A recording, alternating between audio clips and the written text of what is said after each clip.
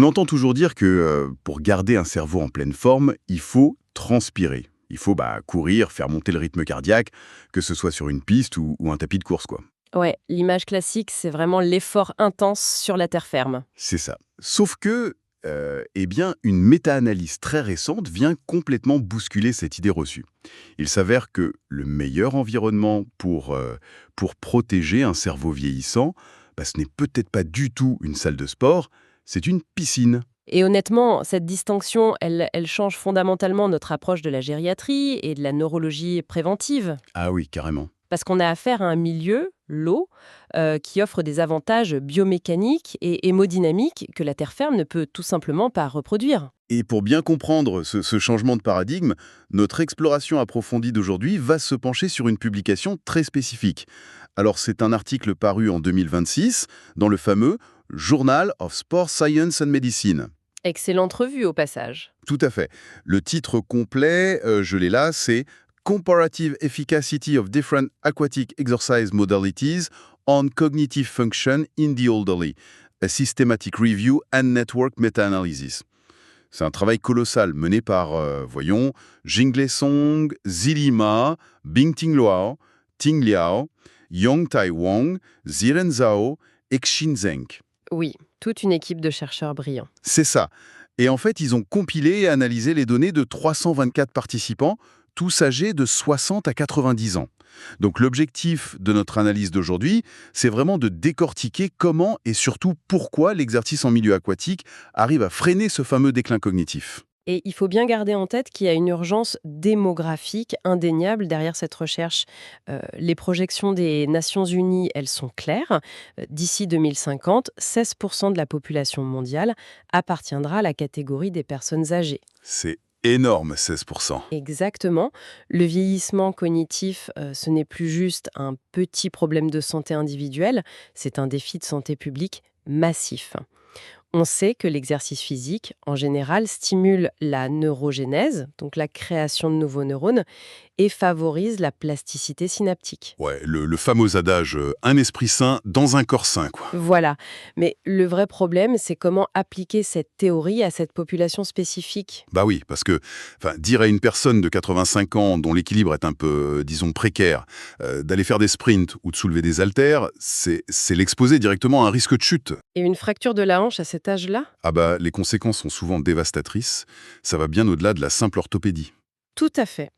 Ce risque de blessure grave sur la terre ferme, c'est vraiment le frein principal à la prescription d'exercices vigoureux pour nos aînés. Et c'est là que l'eau intervient comme la solution idéale.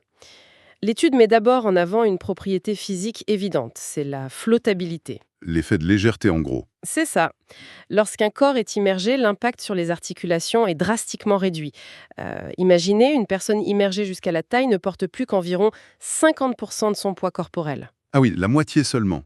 Et si on monte jusqu'à la poitrine, on tombe à 25 ou 30%. Et en plus de ça, la densité de l'eau, qui est environ 800 fois supérieure à celle de l'air, Oui. ça agit comme un véritable coussin de sécurité. Un coussin amortisseur tout autour de soi, en fait. Exactement. Si une perte d'équilibre survient, la chute est ralentie. Du coup, ça laisse le temps au système nerveux central de corriger la posture. Ce qui doit complètement enlever l'anxiété. L'esprit est libéré de cette peur panique de tomber et peut enfin se concentrer sur l'effort physique en lui-même. Voilà, c'est un premier point majeur. Mais si on s'arrêtait à cette simple sécurité articulaire, on ne parlerait que d'orthopédie, non? Or, l'étude détaille un mécanisme physiologique bien plus profond qui, lui, agit directement sur le cerveau. Alors, décortiquons cela. C'est quoi exactement ce mécanisme? Le concept central ici, c'est la pression hydrostatique. D'accord. En gros, c'est de la mécanique des fluides appliquée au corps humain. Lorsqu'on s'immerge, disons, jusqu'au niveau de la poitrine, l'eau exerce une pression physique externe sur l'ensemble de notre réseau vasculaire périphérique, surtout sur les jambes. Ok, la pression de l'eau appuie sur le corps. C'est ça.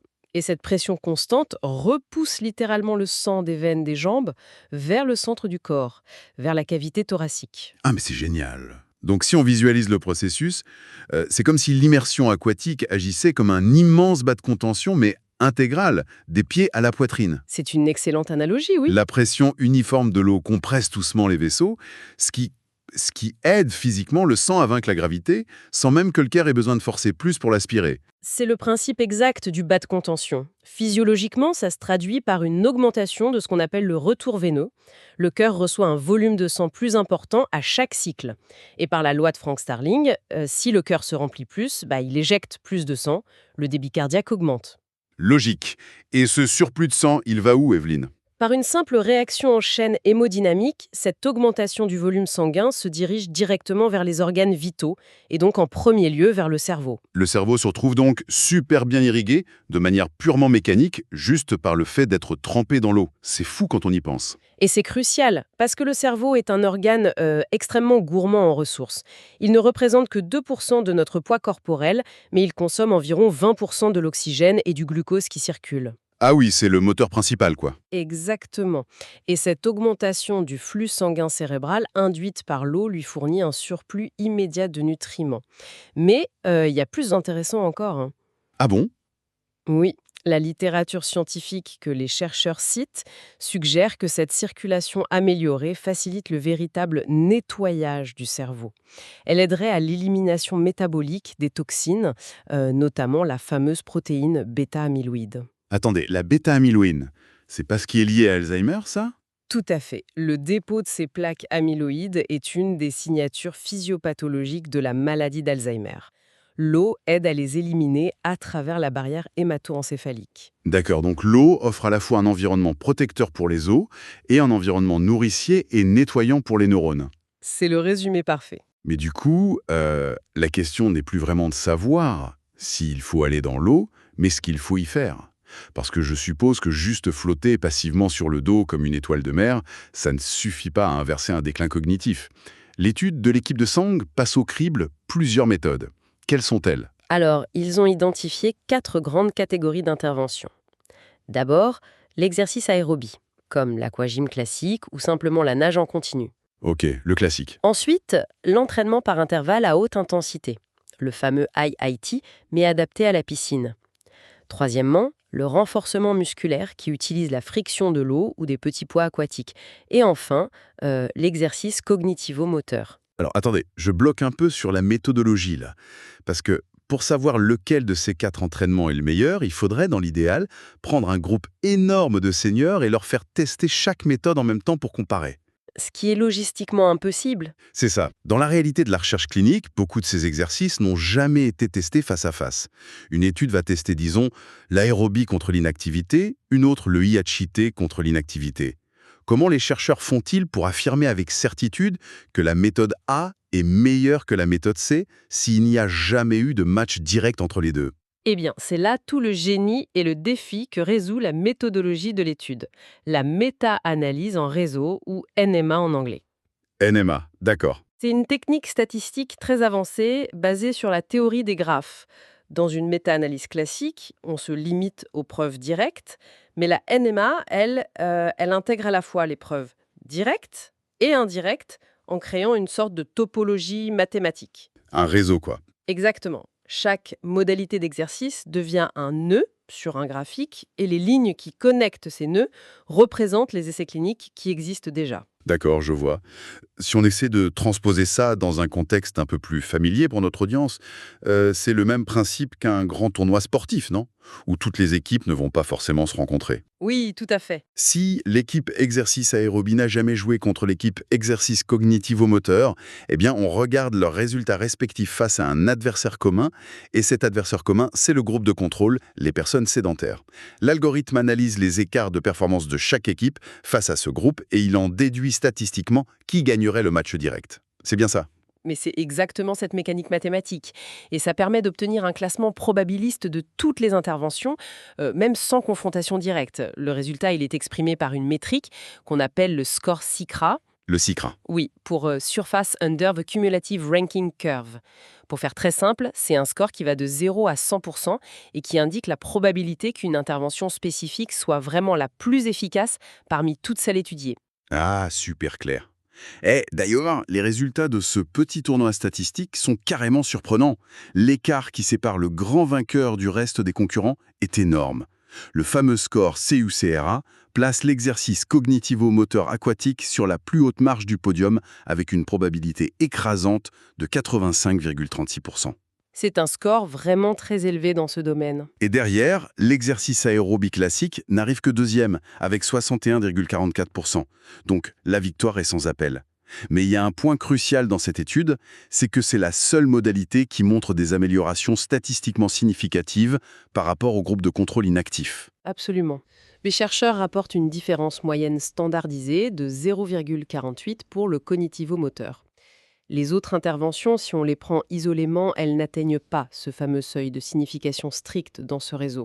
Ce qui est fascinant ici, c'est de comprendre pourquoi cette modalité spécifique écrase les autres.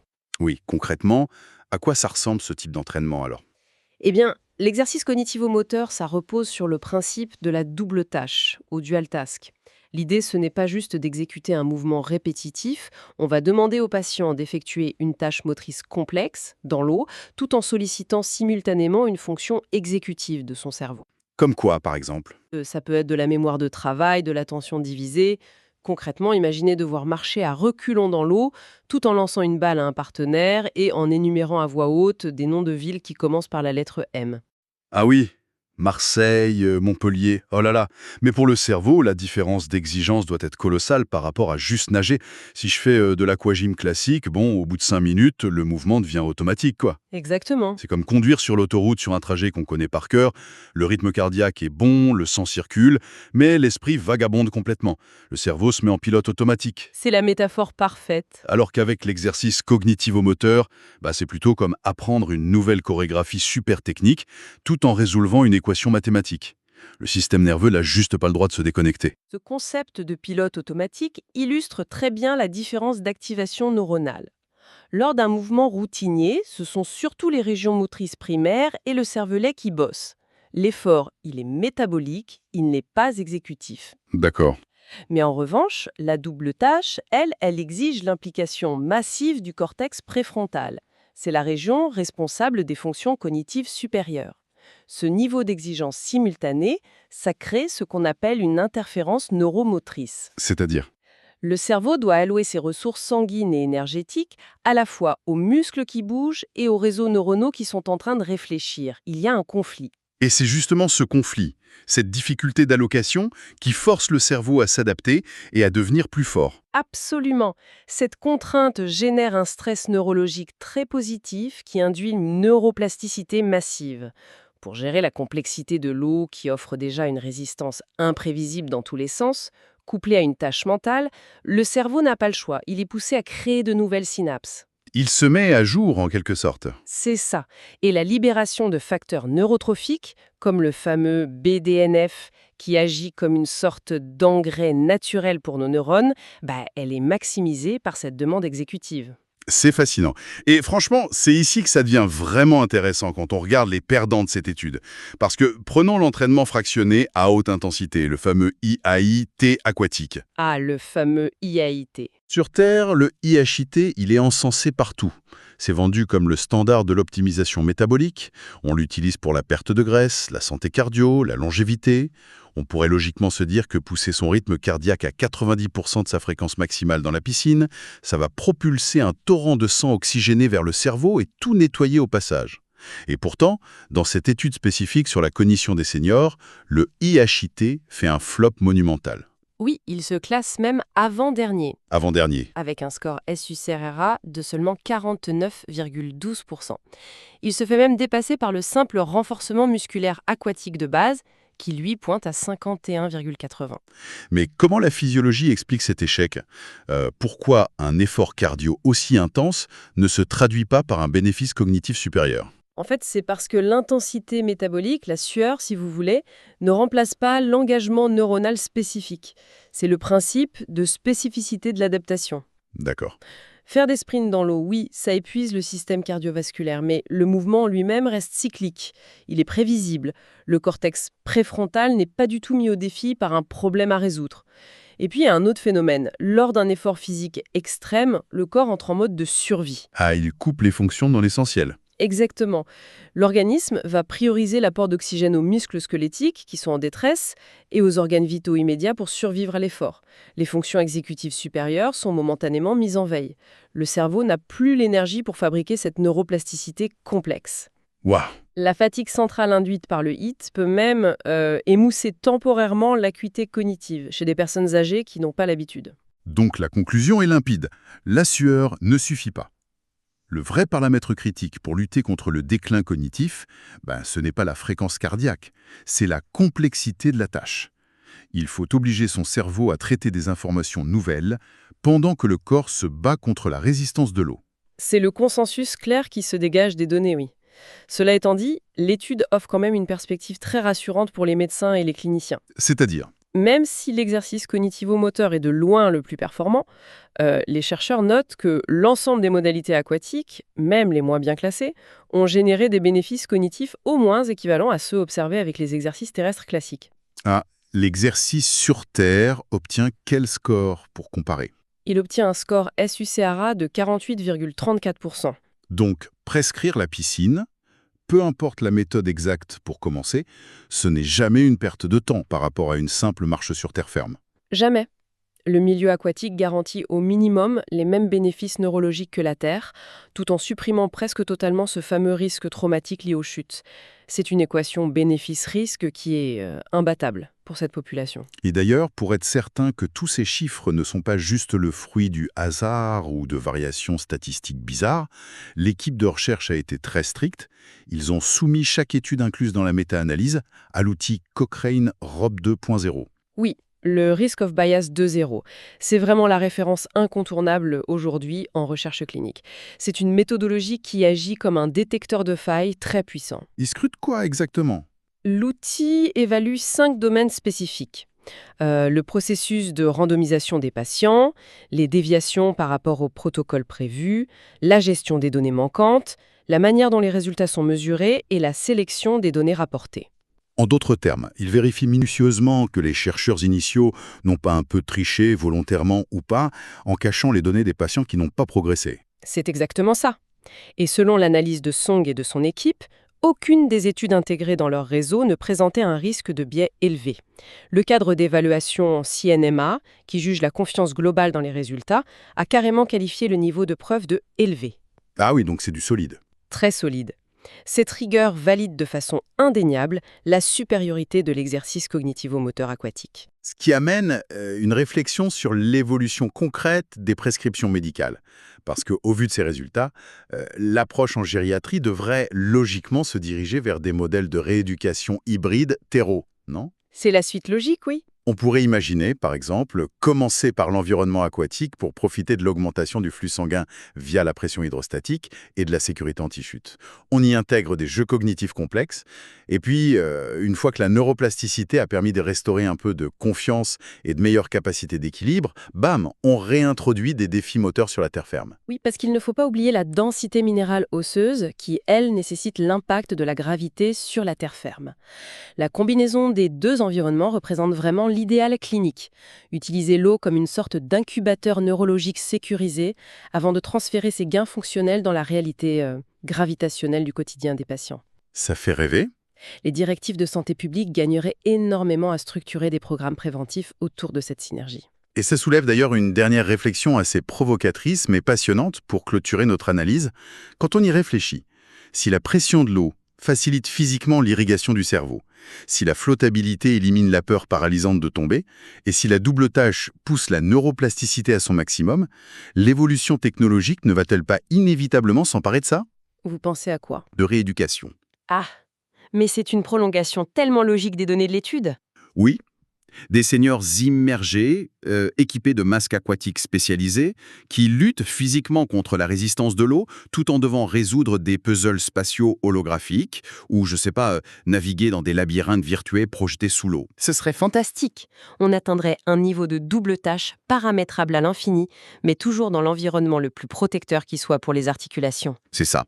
L'eau, qui est finalement le berceau évolutif de la vie corporelle, pourrait s'imposer comme la plateforme ultime des thérapies cérébrales préventives de demain. La neurophysiologie moderne qui redécouvre les vertus thérapeutiques d'un milieu ancestral, mais avec la précision des neurosciences cliniques actuelles. C'est une très belle image.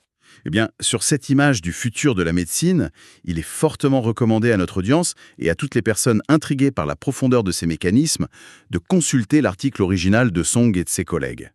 Je confirme, c'est une lecture incontournable. La clarté de leurs modèles statistiques et la précision de leurs analyses hémodynamiques fournissent des clés de compréhension inestimables sur le vieillissement cognitif. Notre résumé ne fait qu'effleurer la surface, si j'ose dire. La lecture complète offre des nuances fascinantes. Oui, la consultation des sources primaires, ça reste toujours la démarche la plus rigoureuse pour quiconque souhaite vraiment saisir l'ampleur d'une telle avancée scientifique. Tout à fait. D'ailleurs, pour ceux qui nous écoutent et qui ne veulent manquer aucune de ces explorations scientifiques détaillées, n'oubliez pas que l'abonnement à la chaîne et l'activation des notifications restent les meilleurs moyens d'être informés de nos prochaines publications. C'est la meilleure façon de nous soutenir, en effet. Le paysage médical évolue très vite et notre objectif ici est de continuer à décoder ces changements avec vous.